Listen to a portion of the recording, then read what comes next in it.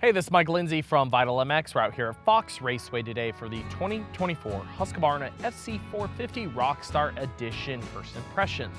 Got to spend a day with the bike. It is very similar, of course, to the KTM Factory Edition that we talked about a little bit last week. We actually didn't get to ride that bike because it rained out, but we did get to do a little bit of a first look where I explained a lot of the changes in the bike, talked a lot about the connectivity app, which we'll get into here. So if you want to just listen to me babble about what's new, hit the link in the description. I'm gonna try to keep the new features a little shorter in this video and just talk about how they affect on track. So first up, talking about the bike, it really isn't that different than the last 2 years. It is still kind of that generation of bike. This is more like a mid-generation refresh, mostly with the chassis. It has a new shock tower that has the windows cut out in it. We keep kind of calling like a windowed frame is the term I've used at least, but instead of having a one-piece billet shock tower, it's been cut out. They lost some weight out of it, got some more flex out of it. They've also thinned out some of the gusseting around the head tube, and overall just try to make this chassis more compliant. So what does that feel like on track? Pretty simple. It is more compliant, particularly, let's start with the head stay gusseting. I've mentioned before, and I haven't as much last couple years because I felt like I was being a dead horse, but 2-3 generations ago, I like the front end feel better on a KTM chassis.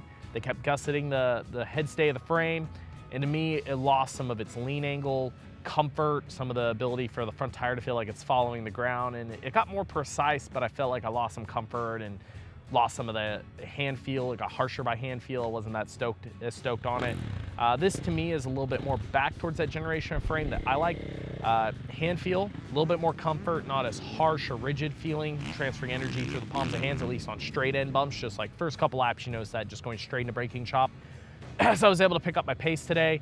Lean angle is where I really notice it. Just as you're dropping into a rut, if you're able to trust it to kind of carve in as you start to lean onto the edge of the tire, the old frame would just eventually kind of load up and skip a little bit more, have a harsh character to it. This one just feels more pliable, feels like it follows the ground, feels like it just basically flexes a little bit more. So on lean angle, a little bit more comfort, not as precise as the outgoing chassis, but for me, I appreciate more of that comfort. I don't feel like I have to just basically load the front end super hard to get it to stick. The old chassis, because of its feel, I felt like you could push it really hard. You just had to put up with some of the abuse at times, but it felt very planted. But once it went or I kind of backed off it, it would skip out, where this one is a lot more trustworthy for me and a lot more consistent depending on the conditions, whether I'm riding 100%, 80%, a lot of 80% today. I'm very under the weather. Hard pack to soft conditions, anything. It just felt a lot more consistent on lean angle, a lot more comfort. Overall, that front end change is noticeable, but it's a little more minute. Where I really noticed the difference in this chassis, which I kind of expected considering how much material they took out, was more the rear end of the bike from the shock tower, even into, they also changed the linkage, both the bell crank, the linkage, and all the linkage bolts on the bike. It's a lot thinner, all the bolts are thinner. They didn't change the ratio at all, so the shock technically acts the same in terms of leverage ratio, but they just changed all the linkage components to get them to flex more. Shock tower changed. And then they also thinned out the chain sliders on the swing arm, so it changes basically the angle of the chain itself when it's under load. It changes anti-squats and things like that. The rear itself just much more compliant. I felt like the old bike would kind of squat to a certain point and hit a harsh point. It never felt to me like the rear was moving super consistently. They'd gotten feel pretty good. Like when we just did our last shootout, I couldn't necessarily say that the rear end wasn't comfortable. I just didn't trust it at times because it felt like it would set into a harsh point and not move as easy as I'd like it to. Or I didn't feel it following the ground, basically. I felt like it was a little dead feeling at times, so I kind of didn't know what the rear was going to do.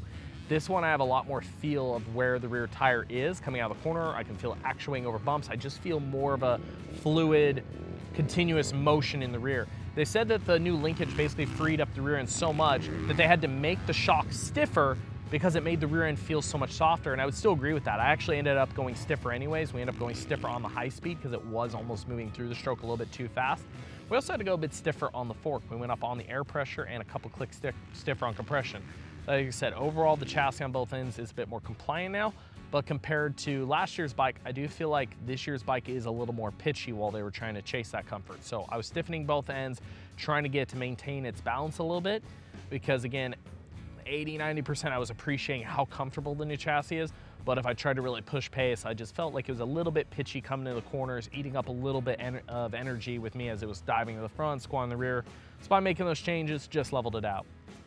Power character is basically the same as the old outgoing bike. They've made some minor mapping tweaks, which we'll get into with the connectivity unit, but the power is basically the same. Austrian, torquey, linear, very long, etc. You have the airbox lid options on this bike. You can go with the flat airbox side cover, or you can go for the vented one for a little bit more response.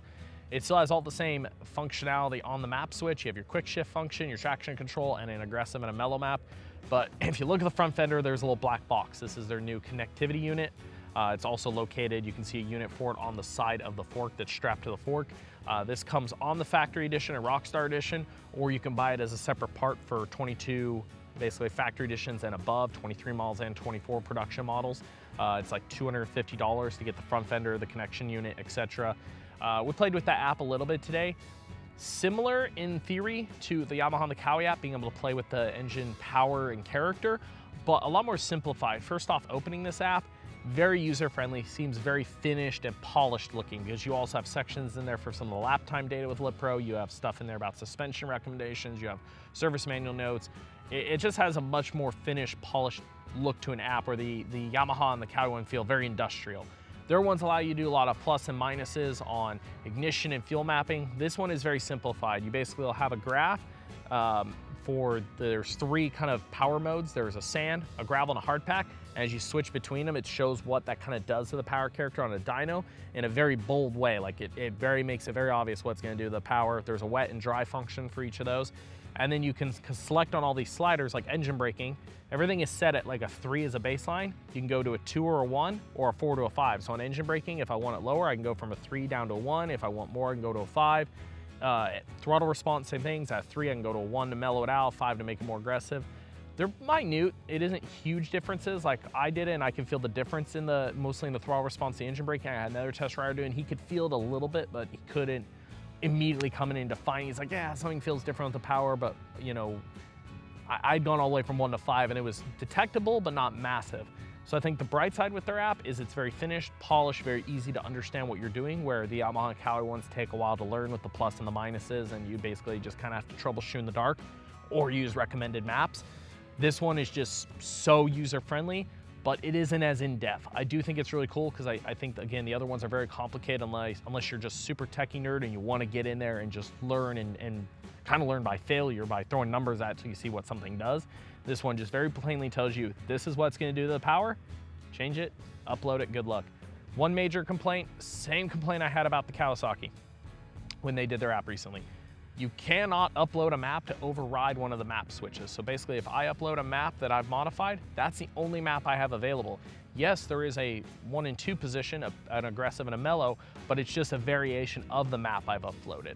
Where on the Yamaha, when you have map 1 and 2, you can upload whatever you want to either map. So if you're trying to detect the difference between heavy engine braking and light engine braking, on the Yamaha, you can assign that to both apps, or to both map 1 and map 2, and do it on the fly on the track and really get that sensation if you don't know what you're looking for. Here, I have to ride in, change it, upload it, go back out to get to feel the differences. So again, really applaud them how polished and finished the app is. I still wish you could just upload 2 maps though.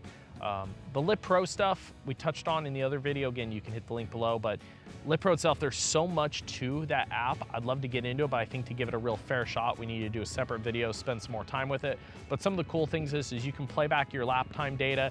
You can overlay multiple laps, see where you're faster in certain segments, assign segments, create tracks. You can see what throttle position you're in. You can see your gear position. You could try different maps and see if it's helping you stay on the throttle more consistently through a corner. If you're getting really jagged, like it'll show in the throttle trace data if you're smooth on your throttle input, or if you're basically on off in a corner. So you can see really, how that's helping you or how that's affecting your riding. You can see if you're riding the bike in the best power point, or if you're over revving it a lot. I will say that tool, you can really learn a lot and make yourself a better rider. And the way it's packaged into this app, again, is very clean and easy to use. And I think it's really intuitive and easy for someone to pick up and play around with. So overall, wrapping up the thoughts on the new Rockstar Edition, the chassis is more compliant, mostly on lean angle. Front end coming to corners, rear end coming out of corners. It just feels like it tracks better on side, tracks a little bit better even in straight line, just a little bit more comfort and overall feel on each end. Is a little bit, again, more teetery. The chassis balance is a little bit worse this year, but again, we were able to get pretty close just with some minor adjustments today. We're gonna keep playing with this bike more. Pretty much other than that, just typical Austrian bike. Good Brembo brakes, power again, super long, linear, not really that different there. The big talking points again are the chassis updates and all the ride connectivity units. Again, if you want to get those for some of the outgoing bikes, it is available, KTM or Husky Power Parts catalog, or even the gas. If you have any other questions about this bike, throw them in the comments section below. I'll try to get to answering them. And as always, if you enjoy our content, please give us a thumbs up, like, or subscribe.